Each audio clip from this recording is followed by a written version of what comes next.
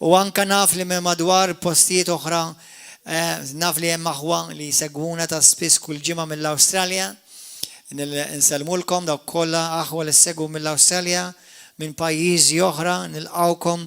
For those of you who are following us right now from different countries who are English speaking, tomorrow morning's message will be in English, so stay tuned with us in the morning. Hallelujah. I want to wish all our international partners, friends, and family members of this fellowship and this ministry, we pray that you will have a beautiful and blessed and safe Christmas season in this time. Let's pray. Nitolbu flimkien. Mr. Addis, grazie tal-kelma tijak. Grazie li ġibtna hawnhekk biex nisimgħu il-kelma tiegħek u nilqgħu mulej l-erf tal-Ispiritu Santu. Kellimna, itmaqna u kompli aħdem fina bit-trasformazzjoni tal-kelma u l-Ispiritu Qaddis tiegħek. Irċivi glorja mulej f'dak kollu li inti tagħmel fija u fil-ħajja tiegħi. Irċivi glorja f'din il-Knisja għal glorja mulej dejjem tiegħek u f'isem Ġesu Kristu. Amen. Tista' tpoġġi bil-qiegħda, alleluja, u morru fil-ktieb ta' Kolossin.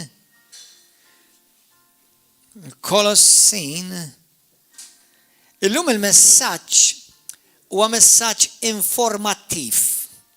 Huwa messaġġ ukoll li ħajjinkom li anke f'dawn iż-żminijiet waqt li qed niċċelebraw il-milied li Ġesu ġie biex ngħixu libri. Thank you guys. Ngħixu ħajja libra. Morru fil-ktieb ta' Galatin l-ewwel. Fil-ktieb ta' Galatin, kapitlu 5. Hawn xi ħadd minnkom tafu għaliex inkiteb il-ktieb ta' Galatin. Hawn xi ħadd minnkom tafu? Il-ktieb ta' Galatin, infatti il-maġġoranza tal-kodba ta' Pawlu, l-Apostlu, huma il-ħajja ġdida llum li għandna fi Kristu. Nfakkarkom li aħna m'għadniex taħt il-patt il-qadim. Infatti fil-verżjoni tal-kelma intom qatt ma kontu. Għax intom qatt ma kontu Lut. Li hu kontu Lut kont ngħidilkom kontu.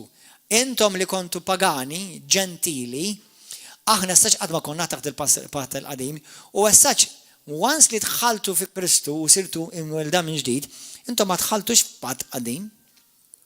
Intom illum parti minn patt ġdid. Amen.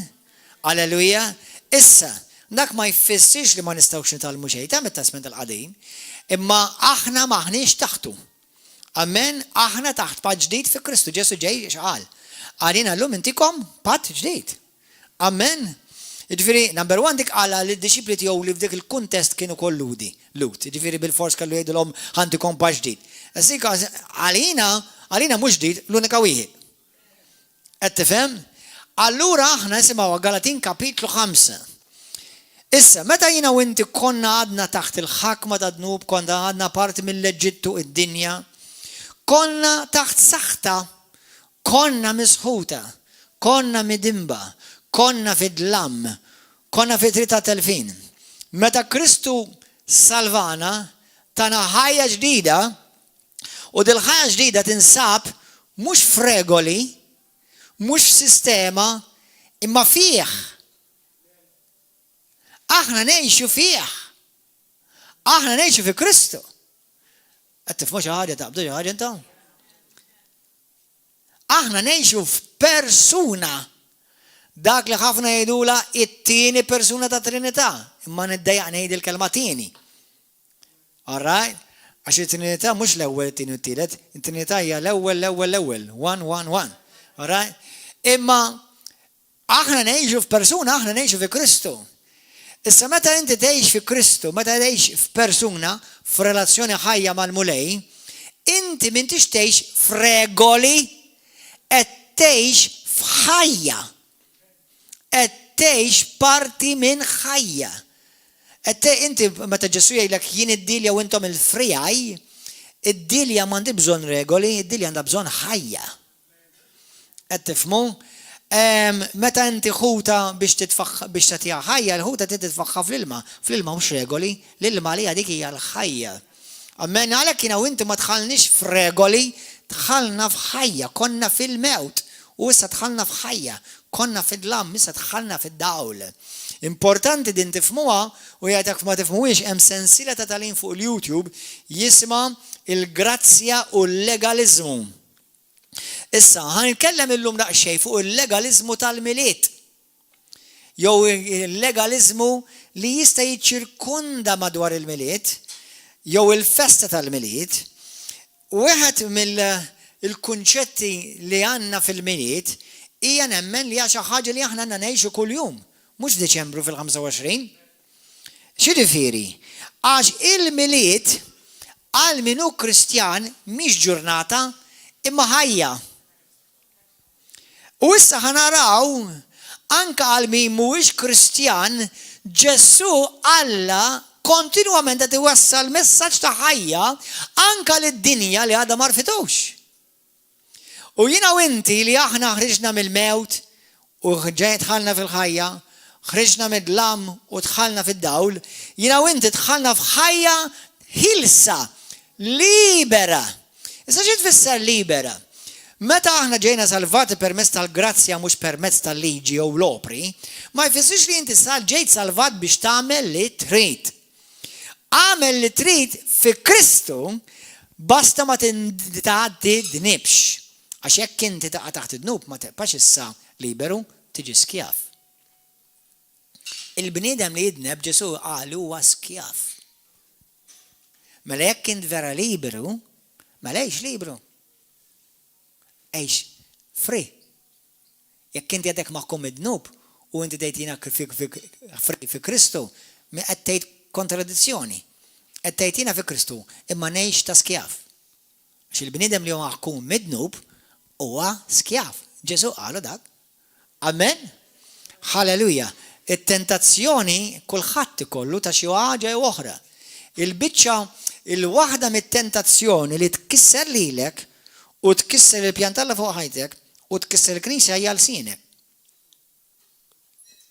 Ħafna ma jirrealizzawix di. Jekk ngħidilkom ara raġel waqa' fil-pornografija, ħafna jgħidu xoro każa. Jekk ngħidilkom ara mara qalbita lir-raġel, ħafna jgħidu xoro każa. Jekk ngħidilkom il-pastor ġibet waħda u da, xoro każa. Immek ngħidulkom imma dak għamel gossip u dak normali. Il-gossip, mhux ħadkellem fuq il-gossip per se, ma tajb li nsemmih. Il-gossip itqas qis huwa wieħed mill-iktar dnubiet li Alla jabborri iwissi fil-ktieb tal-ewwel Korintin kapitlu 6 vers 9 sa 11, anke f'Kolossin kapitlu 3 f'Galatin kapitlu 5, huwa wieħed mid-dnubiet li jista' jitfalek ruħek fl-infern. U inti minti tagħmel l-ebda pornografija, l-ebda adulteru, l-ebda serq u qed tiggosipja. U ħafna laqqas jafu li jgossipjaw. Il-moment li ntqajt miegħi inti u malli rajtni diġà titkellem fuq xi ħadd miegħi, issa jiena ovvjament ħanamel daqsxejn ħan ikkwalifika daqsxejn di. Peress li jiena pastor, ovvjament taġġema' jekk xi ħadd jgħid isma' pastor għandi bżonn inkellmek għax għandi naqa' problema b'ċertu tali. Dik nifhimha. Imma meta inti għandek aħwa, kif jintaqgħu, ħajibda tgħid għax x'għamil lir-raġel, x'għamlet lill-mara, x'qed jagħmel it-tifel, u ma naqbilx mal-pastor, u dak il-brother vera tidejjani. X'qed tagħmel in? Tiggossipja? Kapix? Meta inti titkellem ma' xi leader, xi djaknu, xi ħadd responsabbli biex jgħinek imma biss għax inti tixtieq issib lajnuna. Pija kwalinkwa ħaġa oħra u inti ma tistax tmur jekk tgħid pastor x'għandi bżonn lajnuna. U għax għalhekk isimgħuni sewwa di. Għax jien għalhekk tfajta fuq il-grupp di. Għax rid-tnejn tfajta fuq grupp ta' mitruħ. Dak jissejjaħ gossip, mhux għajnuna. Dak inti użajt opportunità biex tfarrak knisja. Jekk inti tfittex għajnuna, tiġi għandi pastor. Hemm dak il-brother qed jagħmel affarijiet idejjaqni. Hemm dik is-sister qed tagħmel ċertu affarijiet li qed toffendini. Dik nifhmek qed tgħid lili imma biex insewwi. Il-messaġġ mhux fuq il-gossip, but it's a good thing to know. Isimgħuha u f'moħħkom hemm. Alright aħwa? U min jieħu l-karga jew jiġi mod il-karga biex jgħin make sure li vera qed tgħin mhux tifresh it-taj xejdu għarrix. Alright? Imma Galatin kapitlu 5 vers 1 isma'wa. Kristu ħalisna biex ngħixu ta' nies ħilsa, żommu sieħu terġgħux tmidduhom għal madma tal-jassar. Terġgħux tmidduhom għal xiex? Intom din mhux ħatifhmuha jekk ma nfhimilkomx. Imma dak kien qed jitkellem ma' bosta nies li kienu għadhom taħt il-liġi. Allura Pawlu tgħidilhom terġgħux tidħlu taħt il-liġi ta'. Intom Alla ħaliskom milli tkunu taħt liġi ħadd tidħlu f'liġi oħra? Qed taqbdu xi ħaġa? Tgħidli x'għandu x'jaqsam ma' dan iż-żmien tal-miliet, Pastor. Number 1 il-kelma tal-għadejja m'għandha x'jaqsam f'kwalinkwa żmien. Sewwa, imma għandha x'jaqsam għax believe it or not fil-ġem ta' Kristu jeżistu legalizmu tal-miliet. Legalizmu tal-miliet ukoll. Taf li intom hawn Kristjani fid-dinja ħanejt xi ħaġa llum li ma rridx noffendi lil ħadd, imma jekk inti m'intix matur ħadd offendik. Mela di toħodix biex noffendik, mhux għalikom ta' xi wħud forsi jkunu qed jarawha fuq il-YouTube. Tħallix toffendik, mhux qed noffendik biex mhux qed ngħidha biex noffendi lil ħadd, imma biex neduka u nibqgħu ħilsa mill-madma ta' kwalinkwa liġi u jasar tal-bniedem. X'inti għandek hawn min joqgħod taħt il-liġi ta' Mosè, hawn min joqgħod taħt il-liġi ta' Ruma, hawn min joqgħod il-liġi taħt il-liġi tal-Amerika, xorta liġi. Jisemma liġijiet ġifieri. Għalhekk jgħidu legalizmu. Legalizmu, xi tfisser il-kelma legalizmu? Hawn xi ħadd għandu idea legalizmu? Mela, il-ktieb ta' Galatin Pawlu kitbu propju għamel 5 kapitli, però dak Rumani u anka Korintin, ta' ġifieri tista' taqra l-istess. Il-maġġoranza tal-kitbiet ta' Pawlu huma kontra il-legalizmu. Imma Galatin iffoka biss fuq il-legalizmu. Ġifieri li ma nerġgħux nidħlu taħt liġi. Issa, kemm minnkom tafu b'revelazzjoni li aħna maħniex għat it-testament qdim. Kemm minnu? Kemm minnu? Kemm aħna minn maħniex kemm minnu? Xej, laqqas dott waħda maħna taħt it-testament qdim, il-patt il-qadim laqqas dott waħda. Imma jista' jkun li hawn Kristjani għalkemm mhumiex taħt il-liġi ta' Mosè qegħdin taħt liġijiet legalizmu ieħor. Per eżempju, ħaddikom legalizmu ieħor. Hawn Kristjani għandhom dritt ta' x'inti m'għandek l-ebda Alla mhux ħajsfurzak iċċelebra l-miliet. Imma hawn Kristjani jaħsbuhom li huma aktar qaddisa jew għandhom pożizzjoni quddiem Alla aktar favorevoli dak tfisser. Għax ma jiċċelebrawx il-miliet. Għax ma jagħmlux il-Christmas tree u għax ma jaramawx il-prosepju, sewwa il-mambin f'maxtura li għandina problema raġuni għax ma ta' kontajn konna duraħ. Kon ninżel qudiem il-maxtura noqgħod nadurah. U llum il-ġurnata aħna niċċelebraw it-twelid ta' Ġesu, mhux li qed Ġesu reġa' twieled. Naf li ħafna well-meaning jgħidu għax reġa' twieled il-bambin. Ara fil-verità Ġesu ma reġa' twieled qatt iktar darba twieled. Darba għex u darba miet, full stop. Issa li niċċelebraw it-twelid tiegħu, il-birthday tiegħu. Issa naf li hawn min jargumenta li mhux fil-25 Deċembru u vera. Infatti il-ġurnata żgħat ħadd ma jaf żgur hemm ċertu xnijat, ċertu studi hawn min jemmen li twieled fi żmien tat-tabernakli u hawn min li huwa the day żmien tat-tabernakli huwa bejn Settembru u Settembru għaliex għax iż-żmien tat-tabernakli tfisser meta Alla kien jinżel u jammar mal-poplu tiegħu u jittabernekla, ġifieri kienu jpoġġu tinet. Il-lut kien l-om waħda mill-festi jasmi il-festi tat-tabernakli. Infatti Ġesu iċċelebra l-festa tat-tabernakli, imma fl-iskrittura fejn tgħidlek Ġwanni 1 vers 14 u sar bniedem u għammar fostna, dik tfisser il-kelma u it-tabernakla fostna. Alla ħatinda biex jammar fostna. Qed tifhmu? Ħafna jaħsbu li Ġesu twieled madwar il-żmien tat-tabernakli. L-importanti għalina hija li twieled, mhux meta twieled. Sewwa, amen li twieled. L-argument ieħor legalistiku hija din. li għandek ċertu nies jgħidu ma la ma qalenniex ma mhux suppost niċċelebrawh il-milied. Sena ftit. Thank you. One, imkien ma jgħidlek tiċċelebraħx. Però tu, jekk timxi b'eżempju, inti hemm ċertu affarijiet Alla ma qallekx kelma b'kelma fil-Bibbja, imma bl-eżempju taf li m'għandekx tagħmilhom. Sewwa? Amen. Halleluja, inti Ġesu mimkien ma jgħidilna tmorrux tiskru, imma Ġesu ma narawx jisker u inti tittimitaħ il-Kristu. Sewwa? Għal-ħila li Pawlu semmija fl-Skrittura f'Efesin kapitlu 5 u postijiet oħra li m'għandekx tisker. Sewwa, imma jekk indu noqogħdu sejrin hekk hemm affarijiet li Ġesu ma nafu li ma qalhomx kelma b'kelma imma għexhom. U aħna jdu nimitaw lil Ġesu. Amen. Allura, waħda mill-affarijiet jgħidu la Ġesu la l-Bibbja la fl-erf tiegħu ma kitibx il-birthday tiegħu mela suppost ma niċċelebrawx. Mela la ma għalenniex li m'għandniex niċċelebraw għal anqas, x'għandek tagħmel tiċċelebra jew ma tiċċelebrawx. Number one m'għandek l-ebda obbligu tiċċelebrawh bil-fors.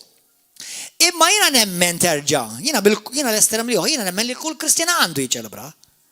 Tidnejlek għaliex? Issa, ħanejlek għaliex. Għax inti għandek l-anġli meta tweled Ġesu ċċelebraw it-twelid tiegħu. Għandek ir-rajja marru jiċċelebraw it-twelid tiegħu.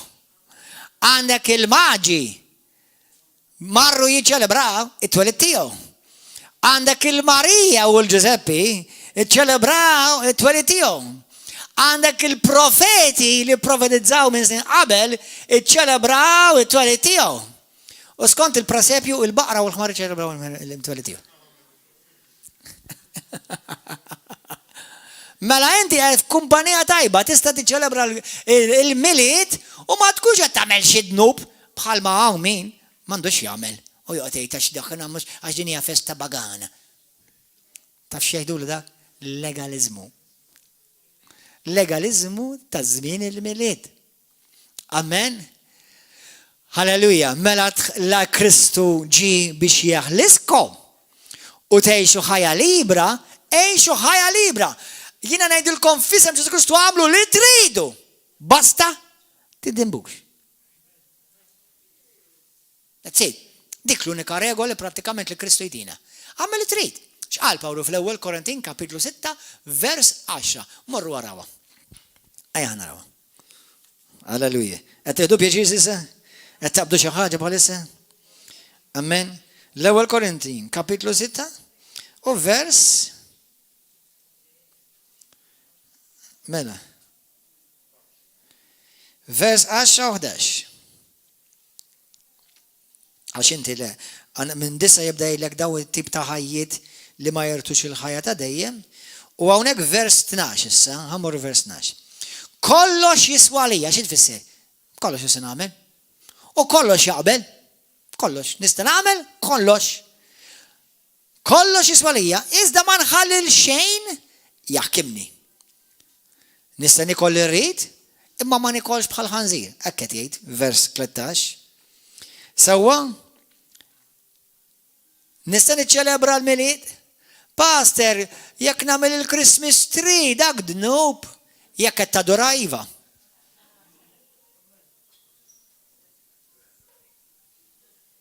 Pastor, jekk nagħmel Christmas log dak dnub, basta ġib wieħed lili. Dnub jekk ara dnub, jekk iġibu wieħed lili ngħidlu jgħaddili.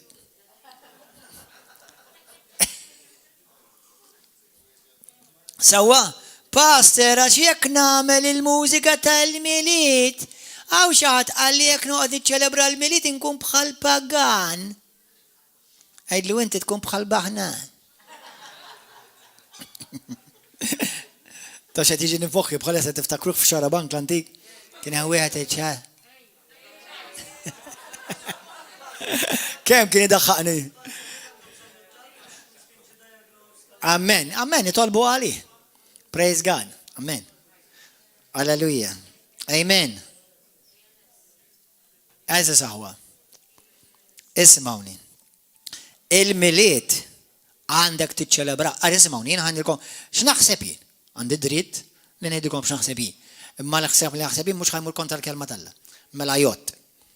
Number 1, jekk kien Kristjan iċċelebra l-miliet dejjem. kuljum. U meta jasal Deċembru, taqax taħt legalizmu bla sens u mhux neċessarju u tgħid ma rridx inkun bħad-dinja. Skużi, meta jkun hemm xi ħaġa tajba u tulizza u jisimgħuni u jifdija. Xi tfisser tifdija? Tikkonvertija.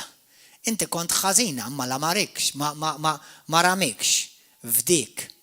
Inti kont ħażin, Alla ma ramikx f'dik. Min ħażin għamlek tajba. Nistgħu mela il-miliet nifduh u nagħmluh xi ħaġa tajba? Iva, fi żmien jiena meta kont fil-miliet għalkemm li dejjem kelli xi tip ta' twemmin, ma kelli nieqas ħafna għarfien. Fil-miliet kont nipprova naqabbi waħda. U jekk jista' jkun tnej, jekk jista' jkun tlieta, jiddependi kemm kelli flus. Meta wasil ma ngħidilkomx ħamu kont immur nisker għax qatt ma kont inħobb nisker. Jekk ħana mex ħaġa nagħmilha f'sensija.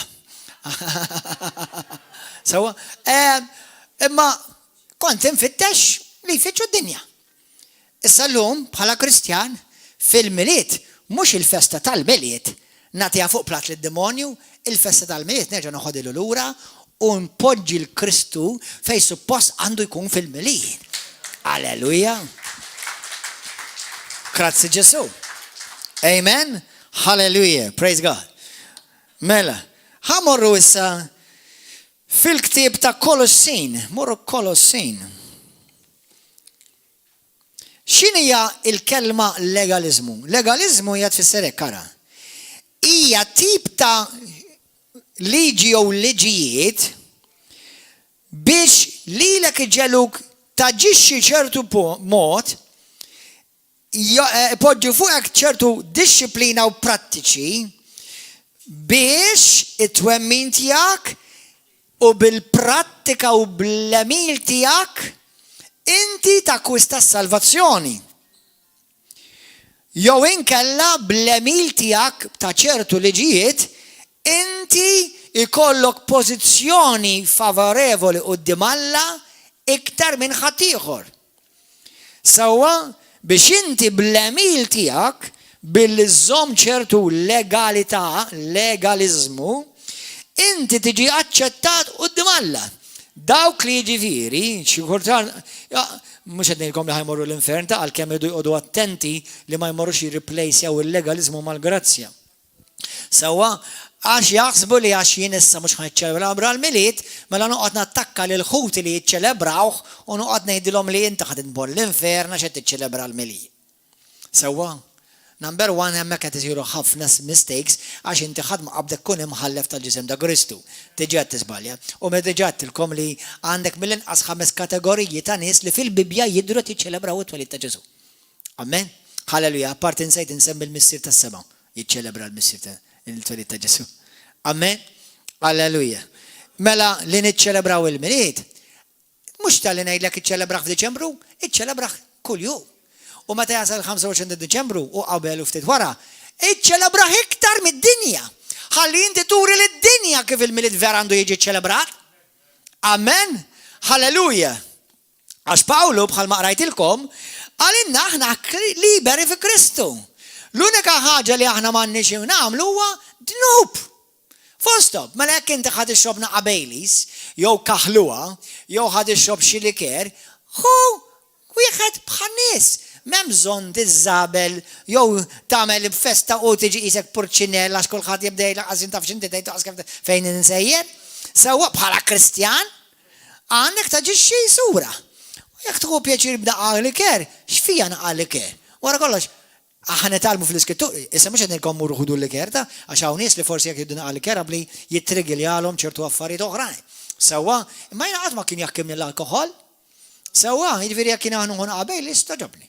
Sewwa, jekk nieħu kafè, jew nieħu jinnaf kaldurun kafè nieħdu. Jew kaħluwa jew xi ħaġa. Hemm drinks, għodu attenti. Irid ikun koll għalhekk inti l-iskrittura qatt ma tgħidlek per se tixrobx, tgħidlek tiskirx. Hemm differenza. Tifhmu? Issa, jiena x'tgħidilna l-iskrittura li m'għandu xejn jikkontrollani Mela jekk inti ħaduħu drink u ħajikkontrollak mela dak id-drink mhux tajjeb għalik. Qed tifhmu? Jekk inti issa taħt l-influenza ta' spirtu, whisky, brandy, whatever, bakardi jew taħlita u birra u mbit, u inti ħataqa' taħt l-influenza tagħhom, sewwa u ħatwaqqa l-Vanġelu fl-għajb u min jgħid kontra l-Vanġelu teħdux.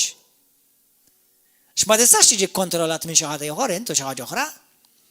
Amen. Halleluja, għax hemmhekk imbagħad jiġi dnub. Għax issa tħalli spirtu ieħor jikkontrolla t-tempju tal-Ispirtu Santu. Amen. Hemm affarijiet li jiena ma nħobbhomx u ma noħodhomx. Hemm affarijiet li jiena forsi inħobbhom imma ma noħodhomx għax ma rridhomx jikkontrollawni. Jiena per se l-alkohol qatt ma kont inħobbu. Jiġifieri jekk nixrab xi alkohol, wisbabli ħajamel id-deni. Number one, sallum il-ġurnata ma nħobbux. ċertu kaħluwa li huma sweet, they're sweet drinks. Alright? Imma jekk inti finna forsi għandek xi drinks ħobb u qabel fid-dinja qabel ma Kristjan kont tixrob, qgħod attent hemmhekk qgħod attent int. U jekk inti pereżempju bħalma tgħid fl-ewwel Korintin kapitlu 8 Pawlu jgħid jekk inti tħossok liberu li għandek tixrob u għandek ħuk quddiemek li dan id-drink qabli għanqlu biex jibda jixrob, mela tixrobx qudiemu. Biex inti tipproteġġi l-ħuk għax Alla jippreferi li inti tipproteġġi l-ħuk l-ewwel milli tuża d-dritt tal-libertà tiegħek li inti tista' tixrob. Amen. Da jmur għall-ikel, okay, da jmur għal kwalinkwa ħaġa oħra sewwa. Amen. Fejn inti tipproteġġi il-Vanġelu u tipproteġġi l-ħutek. Amen. Halleluja. Grazzi Ġesu. Issa, Kolossin kapitlu 2. It's Christmas time all around the year. Intom kontu tafu xi tfisser il-kelma Christmas? Il-kelma Christmas hija l-kelma Christ Mass. Iċċelebra il-Kristu. Iċċelebra l-Kristu. Il-kelma miliet tfisser imwielet. Ġemil imwielet. Ġesu twilet. Qed tifhmu? Dawn huma kollha kliem li jirriflettu l-istorja tat-twelid ta' Ġesu. Jiġifieri jekk inti tittamel il-miliet pagan tista', imma għandek kull opportunità li l-miliet tista' tagħmlu Kristjan. U tifdih u tużah biex tagħmel il-ġid u l-Vanġelu jkompli jiġi mxandar. Amen? Halleluja. Amen. Grazzi Ġesu. Għadu ġab xi bażewwa lil bulej. Amen. Kolossin kapitlu 2. Kolossin 2. Vers 16. Sekkaw xaħat li għat jismani u jħossu fil-kuxjenza tiegħu li m'għandux jiċċelebra l-miliet, inti tiċċelebraħx. Għax la inti temmen, mux għadnejlek il-Bibja tejlek hekk, ma inti temmen li tagħmel dnub, ma tagħmlux għax il-Bibja tejlek hekk, inti temmen li tagħmel dnub fuq xi ħaġa u tagħmel xorta għalik dnub. Għalik dnub. Għax qed tmur kontra l-kuxjenza tiegħek. Amen. Hekk tgħid fi ktieb ta' Ġagbu, sewwa, ħadd m'għandu jiġġudikakom fuq ikel u xorb, fuq festi u jiem ta' qamar ġdid. Issa dak jitkellem fuq festi, sew festi Lut u sew festi ta' tradizzjonijiet. U fuq sibtijiet, is-sabat dik. Dawn huma del, kulħadd jgħid del. Aħna m'għadniex fid-del, ħi għandna fid-dawl. Dawn huma biss del fuq tal-ħwejjeġ li għandhom jiġu imma r-realtà jew nkella is-sustanza hija Kristu. Jiena ngħix mhux taħliġi, jiena ngħix f'persuna fi Kristu. Tħallux lil min jisarqilkom il-premju billi jagħmilha ta' umli u ta' parsi imli l-anġli jimla rasu bil-viżjonijiet u moħħu bil-fruat tal-bniedem li hu bla ma jżomm mar-ras li minna l-ġizem kollu permess tal-ekisi u l-irbit tiegħu jieħu lajxin u laqda biex jikber skont ma jagħti ħalla. Aħna qegħdin f'ħajja, aħna qegħdin f'persuna. Amen, halleluja, grazzi Ġesu. Għal dawk li forsi ġili jgħidu li passer imma allura il-Christmas tree nista' nagħmilha. Il-Christmas tree fiha xi ħaġa ħażina passer. Għanti ġettilkom sakemm ma tadorajiex. Ma tistax la tista' tadur għall-pasturi. Il-pasturi, il-prasepju ġi kienaw ġi l-Kristjani għallu li meta jiġi għal-prasepju, il-prasepju għanna narmaħ paster. Inti kont adoraħ il-prasepju ġi darba? Il-bambina dak zabaja zaħir, inti kont ġi darba toqtar adoraħ? Jek kont adoraħ, hija mekket tamil nub. Sawa? Imma il-prasepju huwa arti. Huwa arti li jiddepiktja jirrekonta storja. Jirrekonta storja. Għettilkom il-bambin, għaw naf li ħafna knijes kattolċi jamlu l-bambin, infatti anka knijes protestanti barra Malta jamlu għom, jiena ma tantx toġobni dik personali, il-virgu kelli aħna uċati ġej li passar, jiena ħanġiblek bambin għamlu fl-interata nejlek ħiħu dolura. Għettifmu? Ma infatti il-konvenzjoni tijaj jesedi, ma nemminx li għanna namlu bambin. Mux tal-li ma nix namluħ. Għax aħna bambi, ġesu marra sar bambi, aħna niċċelebraw il-birthday. Amen. Jina meta damlu l-birthday tijaj, ma nuqax nil-best ta' baby u bin-nepi. Għara kemmu kellu Gordon.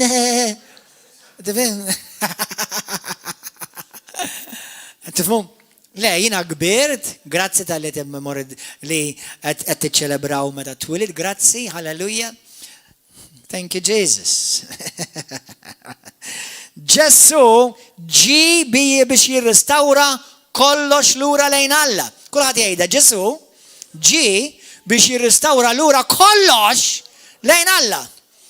Ix-xitan għandu xi ħaġa fid-dinja. Issa, Iva, you're right, ix-xitan m'għandu xejn tiegħu, ġifieri kull m'għandu serqu.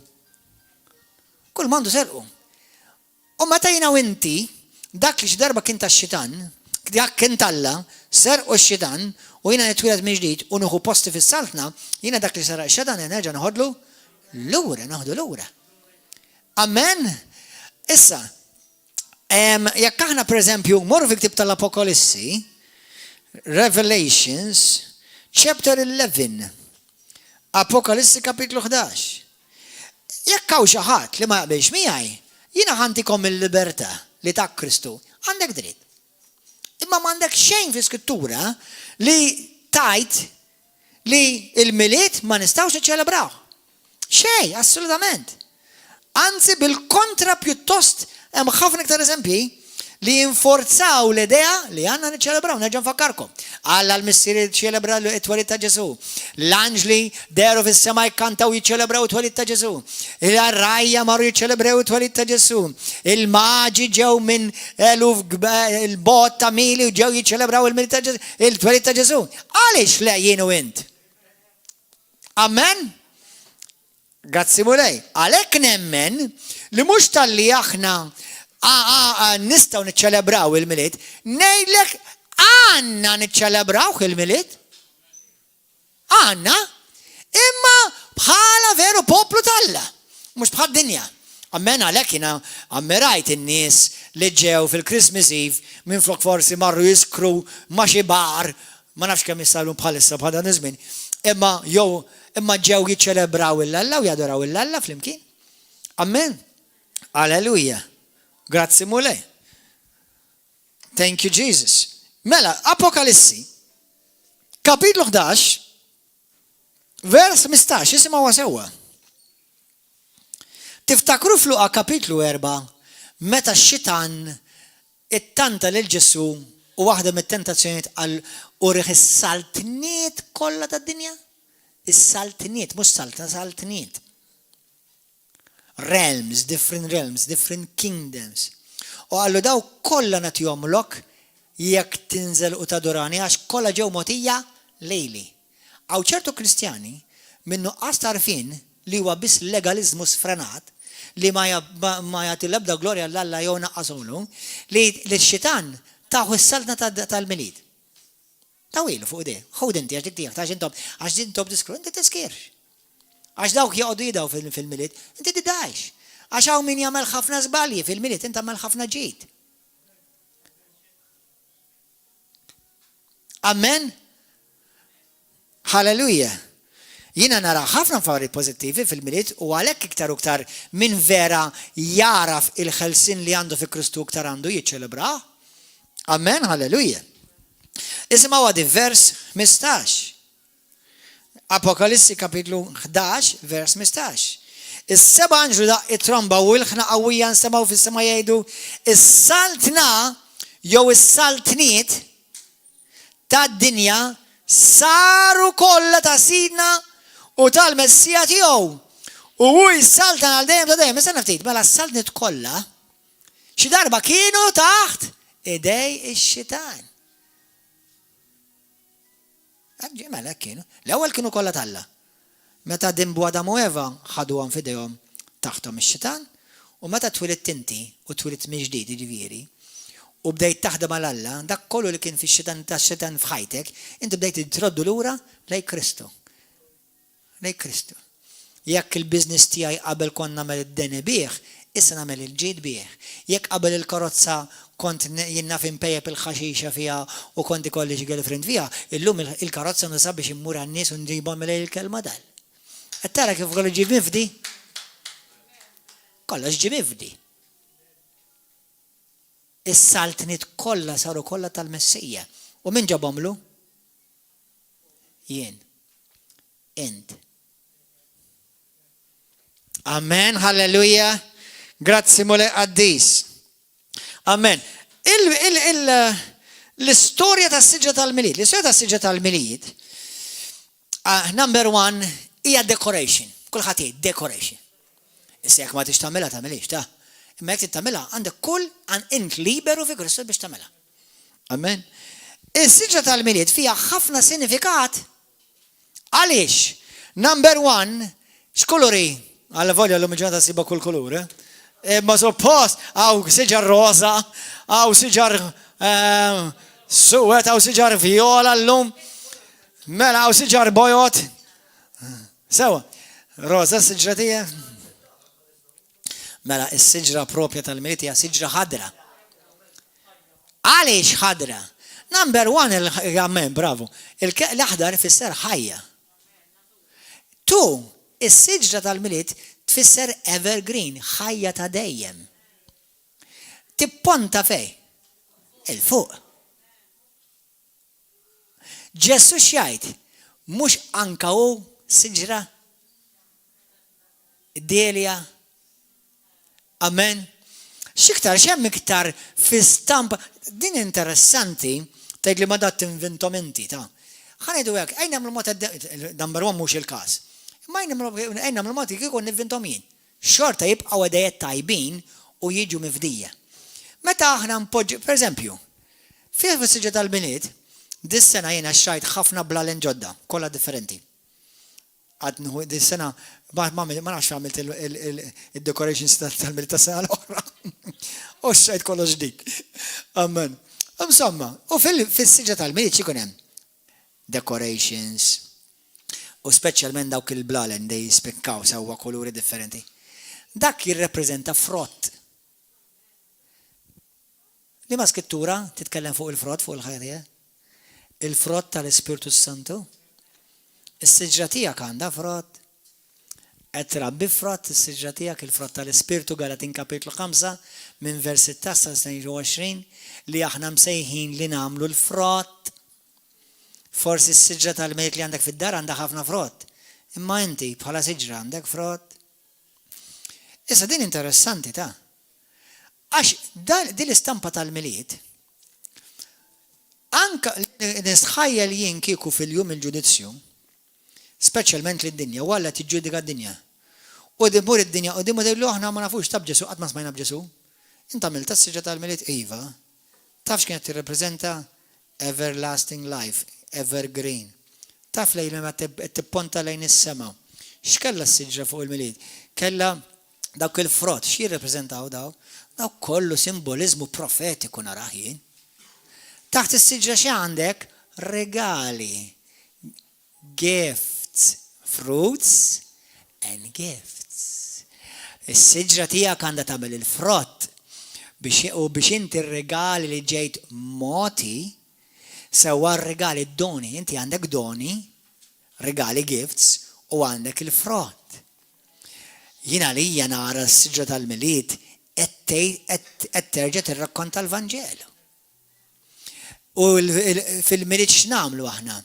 Nirċievu r-rigali imma x'inhu l-iktar sabiħ? Bħalma jgħid fl-Iskrittura, iktar jambirka li tagħti milli tirċievi. U aħna nagħtu regali. Nagħtu regali lil xulxin. Għaddilkom qatt minn raskom għaliex nagħtu regali fil-miliet lil xulxin. Għalli ma raġuni. Isma' kiex importanti dun ir-rigal kuljum tħallu għall-miliet għalfejn noqgħdu nistennew il-miliet. It is all telling a story. Taħt is-siġra aħna npoġġu u suppost inti taħt is-siġra wara l-miliet ma jibqalek xejn għax tajt ir-regali kollha. U żajt il-gifts id-doni kollha li għalatak. Do you see the story?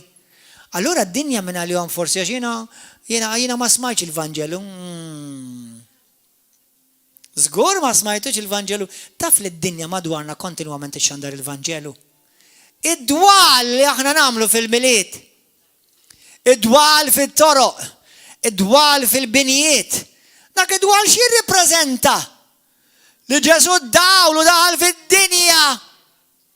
U dawwal id-dinja kollha rakkux vera f'din il-festa id-dinja Malta kollha mdawla bid-dawl.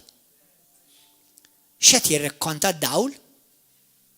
Għax ma tantx infaqt flus fuq id-dawl di sena, u kelli bdiet impoġġi aktar dawl, ħalli naħlina aktar flus. Id-dawl ukoll li għandna madwarna kontinwament jirrifletti għandu sinifikat. U dal-messaġġ sewwa l-Kristjani u anke għal dawk li forsi għadhom ma għarfux il-Kristu li inti laqqas qed tirrealizza li l-miliet kontinwament qed iwaslek għan Kristu jekk tieqaf u tirrifletti is-sinifikat ta' madwarek ta' dak kollu tinsemmilek. Meta aħna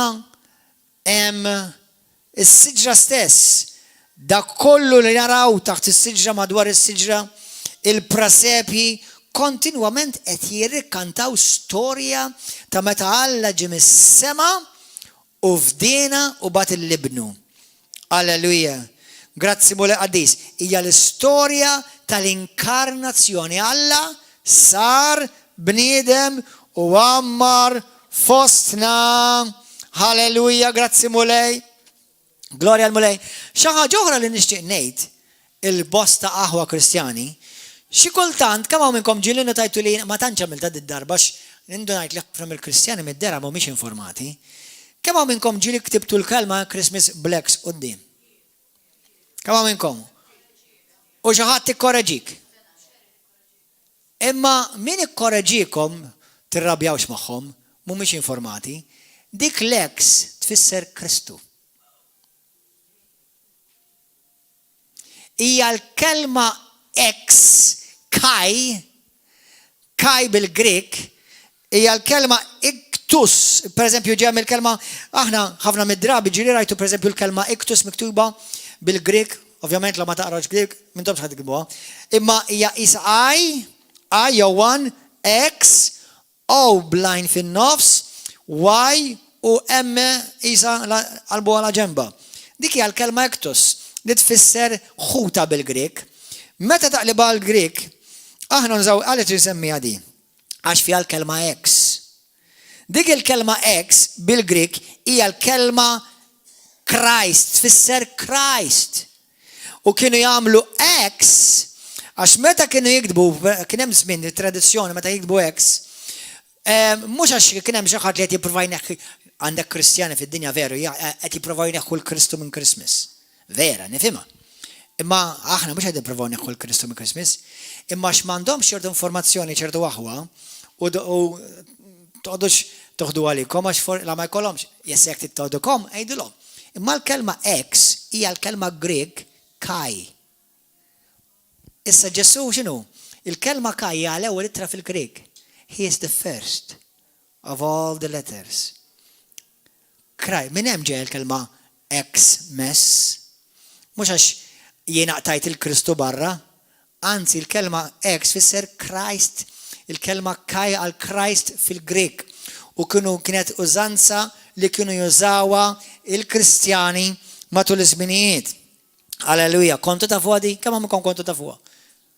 ħadd minnkom ma kontu ta' fuq di? Di, ovvjament kien kont nafu mhux għax jiena smart, għastudjajt, ħannara minn fejn ġiet din l-ex mess. Imma l-ex ma jfissirx issa jiena nifhem. Meta jiena kont ngħix l-Amerika u naf li fid-dinja kollha għaw moviment militant liberali li jridu jneħħu l-Kristu mill-kultura tagħna, allura għaw min jaħseb li qed jagħmlu ex-mess biex jneħħu l-Kristu. Imma ma tfissirx hekk, assolutament xejn. Jaħsbu hekk għax mhumiex informati. Qalbi inti meta jkollok mistoqsija, go nfittex mur fittex encyclopedia, mur fittex illum Google jgħidlek kollox ta'. Morru aqraw. Amen. Halleluja.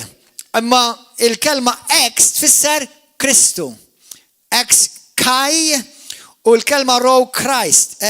U l-kelma Christmas jon kan anka Xmas ġili għamluwa. Fissem, anke ġili ktibta, u meta ġili ktibta, xaħat well meaning ġili jgħid li passer, ta' milix X għax isek għeddeħ il-Kristu. Ismawni, aħna għednixu f'kultura li vera ħafna tiprovu neħu l-Kristu. Imma Xmas ma tfissirx għeddeħ il-Kristu. Kull ma milti għamilt litra X bil-Grik u d-demmas. Nitċelebra il-Kristu. Għedtif muħwa. Halleluja. Mela, imma għaw min u għaw kristjani u kunu well-meaning. Jgħidu għax aħna l-kultura tagħna, per esempio, anka meta jgħidu happy holidays. Jiena ma tantx nħobb ngħid happy holidays, għax għalija not just holidays daw ma żmien ta' ċelebrazzjoni ta' Kristu. Imma peress li anka fl-Amerika u fl-Ingilterra u f'pajjiżi oħra qed jippruvaw jneħħu l-kunċett ta' Kristu, infatti jekk intom għandkom ħwienet businesses għamlu ċaraw tonda happy Christmas, mux happy holidays. Number one, mux kulħadd għandu l-holidays fil-Christmas, għaw min jaħdem iktar maħatiħu. Sawa? U iktar mis-soltu. Sawa? Ġifiri għak imsiken tkellem il-nurses u t-tobba u l-polizija u dak l-armu security, għedin semmi xuħut. Daw, mandomx holidays, daw jgħapaw għaddejn biex Amen? Allora, mandom labda holidays, anzi, jek tejdulom happy holidays, tejdulom happy sabiq, iktar ħanaħda waqt li t-ċelebra jend. Sawa? Qed tifhmu aħwa dawn l-affarijiet. Qed jgħinukom dawn l-affarijiet. Amen. Halleluja. Aħna li għandna l-messaġġ tal-grazzja, tal-favur talla, il-Christmas ifakkarna li aħna ġejna mogħtija grazzja kbira. Amen. Li Alla iffavorixxina. Amen. Kif niġi mifdi l-Christmas? Ismawni. Mela, kif nistgħu nifdu l-Christmas? Ismawha. One, meta aħna nagħtu l-għotjiet Christmas gifts, inti x'qed tagħmel? Qed turi l-Ispirtu ta' Kristu. Alla tant ħabb lid-dinja li hu ta' l-ikbar għotja. The biggest gift. Aħna nistgħu nifdu djar. Per eżempju, fejn konna qabel is-Sapphire Suite kienet wedding hall. Hawnhekk kien bingo u wedding hall. X'sar dal-post issa? Post mifdi. Għaddi. Ħadd minnkom tgħidu passer hemmhekk kien isir il-bingo ta' mhux ħanġi hemm jien. Illum il-ġurnata anzi ċertu knies bil-kontra jagħmlu. Kunu knisja mbagħad jagħmlu l-bingo. Sewa? Issa, li inti ma tantx ħanaqbel mal-bingo ngħidlek il-verità. Ara raġuni li sa forma ta' gambling. Issa inti għandek għabti tmur tuħu kafe u tmur tuħu te u għandek għabti tisma l-ħattu tuqot tisma għanumri. Mux ħajdlek li tlift il-salvazzjoni tijak, zgur li għaxin kalla naqaw taħt legalizmu. Tħalli xej jikkontrollak. Amen. Halleluja. Tħalli xej jikkontrollak. Il-ma għara l-ispirtu tijak jurik. Jekk għandek l-ispirtu talla fik jurik. Jekk inti għax mort tuħu bingo u għax kellek għabti jinnaf forsi ma ħabiba. Jinnaf, mortu tamel xie dombla u il-posit ta' dombla. Tħossok xħadin, għanzi kellima fuq Kristu ħambi badija. Issa jekk inti kull ġimgħa tmur il-bingo, inti taf xi tagħmel biflusek, m'intix qed tkun steward tajjeb li dak li Alla fdalek. Amen. U nispera ma tkunx xi wieħed minn dawk li tgerger fuq id-dex mal offerta mbagħad. Amen. Halleluja. Mela, aħna nifdu postijiet. Min jaf kemm hawn minnkom li għandkom dar li kienet fidej ħadd ieħor qabel. Amen. Ma inti taf sar dik id-dar. Imma meta tħalt jiena u int, Kristjana ġamilna, f'dejnija, ikklejmjajnija, saret post qaddis. Hallelujah, praise and worship team, come. Amen. Mela aħna nistgħu nifdu binijiet, nifdu artijiet. Amen. Nifdu ġranet. Gloria lil mulej. Alla mhux Kristu biss, Kristu mhux biss rida niċċelebraw bi-spiritu ta' gratitudni, bi-spiritu ta' ferħ, inti taħseb li Alla ma jieħux pjaċir jara lil uliedu ferħanin. Amen. Hallelujah. Jgħidu li għax Kristu ma ċelebrax il-Christmas, number one, Ġesu mhux ħajċelebra Christmas bla sens. Qed tifhmu? Għax Christmas ġi ħafna wara Kristu.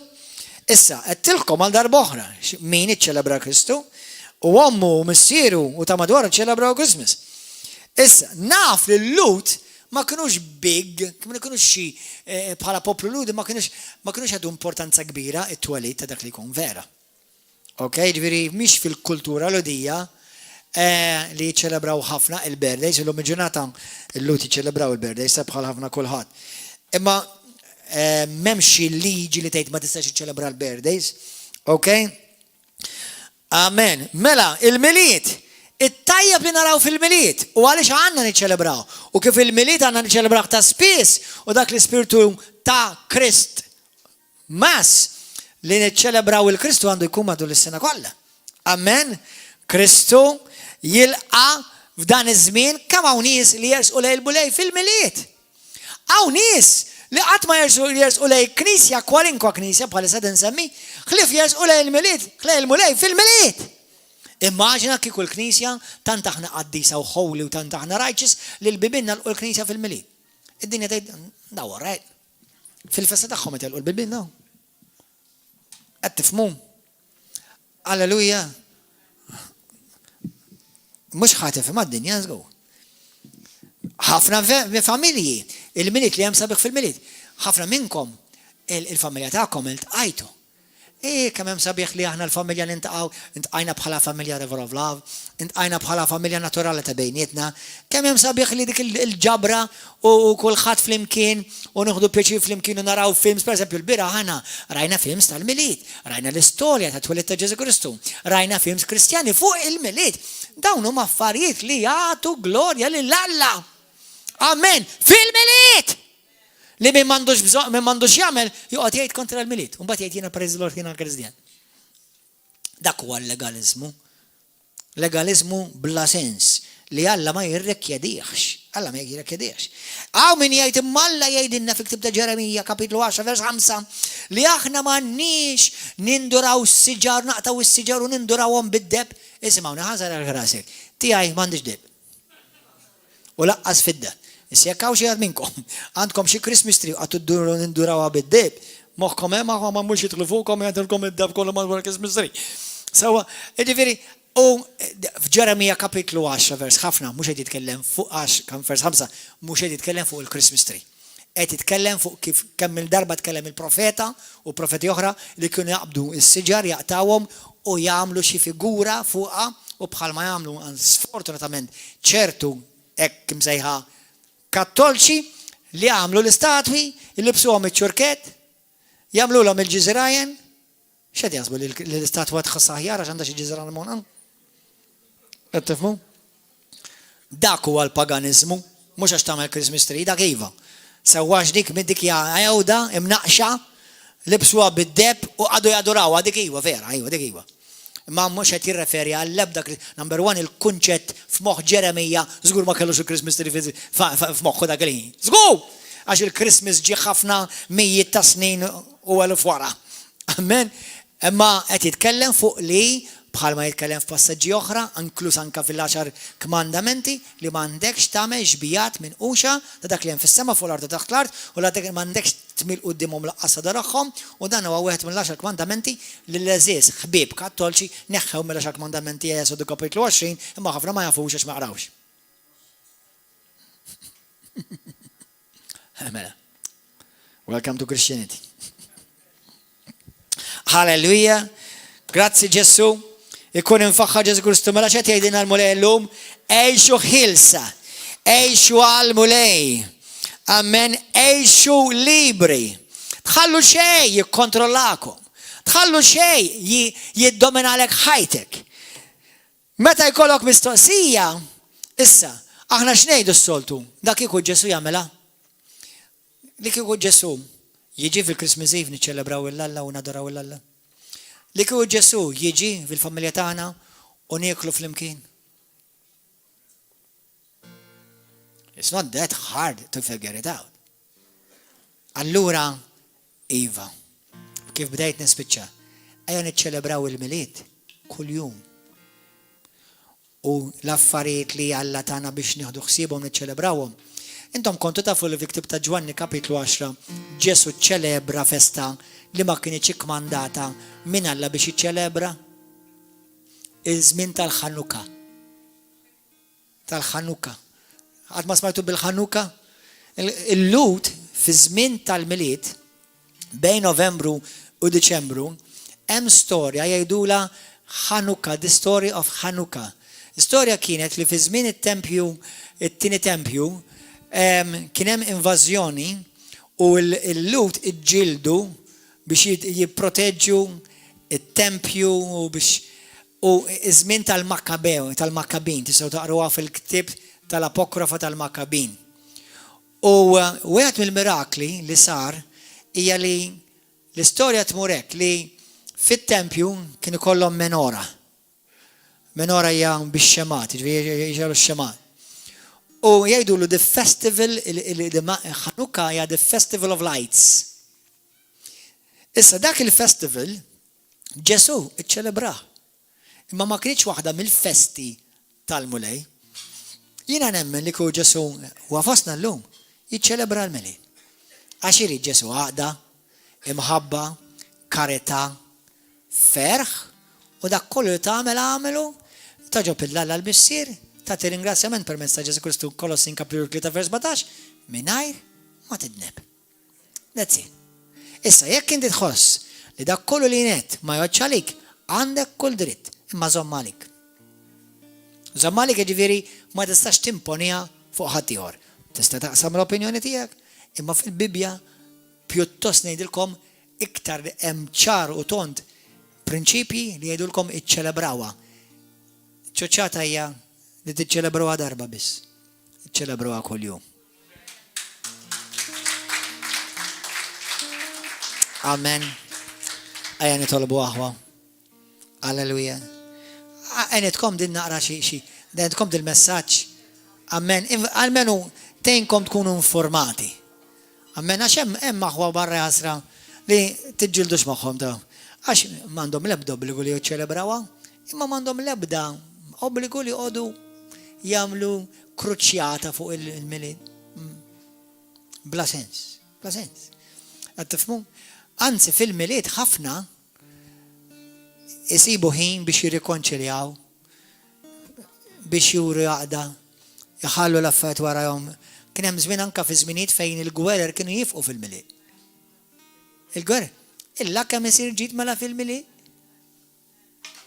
Qed tifhmu aħwa? Alleluja. Għal darba oħra nerġa' ngħidilkom qedtilkom kemm il-darba. U bħalma nrepeta Pawlu, nirrepeti jien. Għamlu dak kollu li trid fil-ħajja tiegħek, basta tidnibx. That's it. U inti tkun taf li trid, jiġifieri li joġob il-Alla sewwa. Tidnibx, tħalli xejn jikkontrollak. Għejx għal Kristu. U jekk inti veru ta' Kristu, Kristu jagħmar fik, tkun taf jekk hux qed tiżbalja jew le. As simple as that. Aħna ma ngħixux taħt liġi, aħna ngħixu fih Kristu fil-ħajja ta' dejjem. Amen. Ħalejja nqumu bil-ifqaż saħwa. Amen. Għaw xaħat din il-lezzjoni għenetkom? Anyone, did it help you? It help you? ħafna minnkom, ċassaj li ma kontux tafu li l-ex fisser Kristu? Mela, Christ, fisser Christ, in the Greek. In the Greek.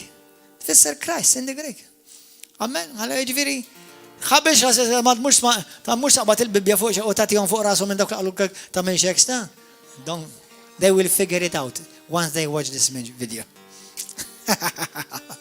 Alleluja.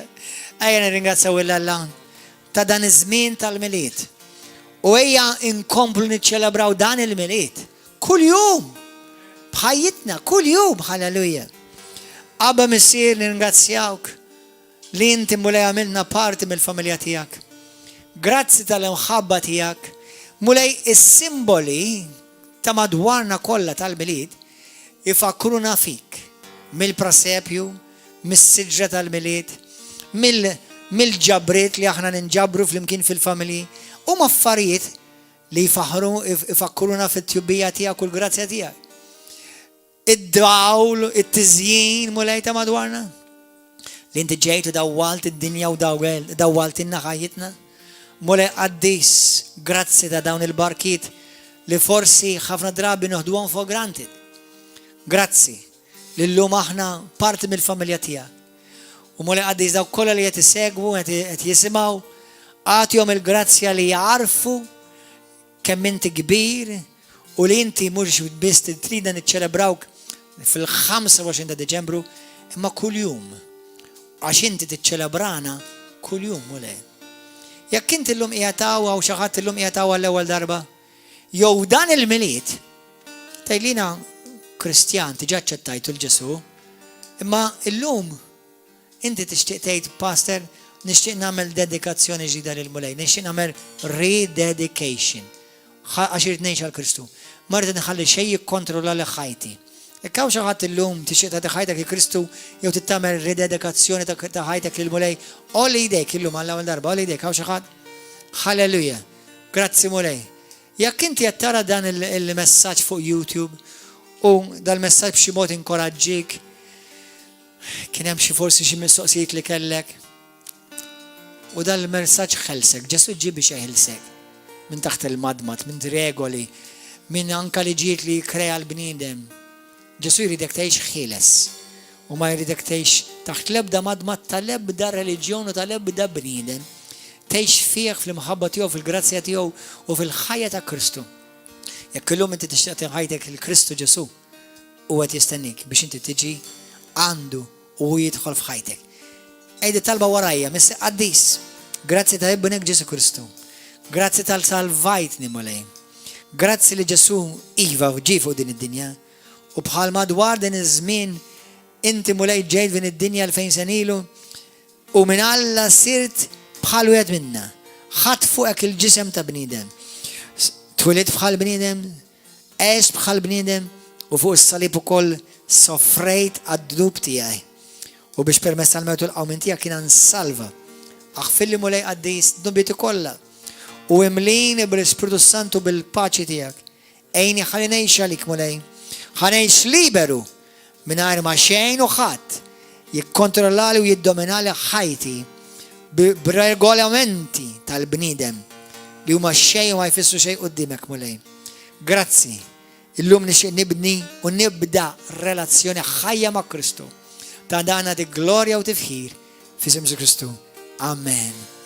Halleluja. Jekk inti għandek bżonn fejqan, hawn xi ħadd għandu bżonn fejqan. Għandek bżonn fejqan f'ħajtek, f'ġismek, għand xi ħadd għandu bżonn fejqan. Aw xi ħadd għandek toqol bħalissa f'ħajtek, hemm toqol qed itaqlek. Poġġi jdek fuq qalbek, poġġi jdek fejn inti tħoss li hemm it-toqol f'ħajtek, anke intom fuq il-Facebook, fuq YouTube. Poġġi din it-toqol, poġġi din idejk fuq qalbek u ħanitlob għalik issa stess. Jekk hemm mart, ħanitolbu għalik biex intfiq. Jekk inti hemm toqol f'qalbek, ħalli l-mulej kisser dak it-toqol minn fuq qalbek. U inti ibda ringrazzjah minn qalbek issa stess. Missi Qaddis, mulej grazzi li inti tmiss il-daw kollha li qed isegwu. Sew fuq YouTube, Facebook, televiżjoni, mulej Qaddis u l-daw l-aħwa hawnhekk preżenti. Mulej missom bl-Ispirtu Qaddis tiegħek. Nieħu awtorità issa stess fuq kull marda, fuq kull virus, kull attak ta' mart li l-għadu qed jipprova jġib kontra l-poplu tiegħek mulej Qaddis inkisru minn fuq ħija, inkisser dik il-marda minn fuq oħti, nirrilisja l-qawwa tal-fejqan mulej, nirrilisja l-qawwa tal-ħajja fi Kristu, nirrilisja l-qawwa mulej tal-ħajja tal-pat fi Kristu Ġesu u nagħti glorja mulej tal-fejqan issa stess. Irċievi fejqan, irċievi ħelsin, inkisser kull forma ta' kundanna mulej u toqol mulej Qaddis, inkissru mulej. Ktajjen jitkissru minn fuq il-poplu tal-mulej. Ktajjen toqol jitkisser minn fuq issa stess. Fissem Ġesu Kristu. Ibda ringrazzja il-mulej. Ibda ringrazzja il-mulej fejqek. Ibda ringrazzja il-mulej jaħdem fik issa stess. Halleluja. Grazzi mulej għaddis. Ilkom YouTube u Facebook. God bless you. Narawkom għada frodu għawnek fl-10. Il-minit tajb il-komplementa għal-fest tajba. Fissem Ġesu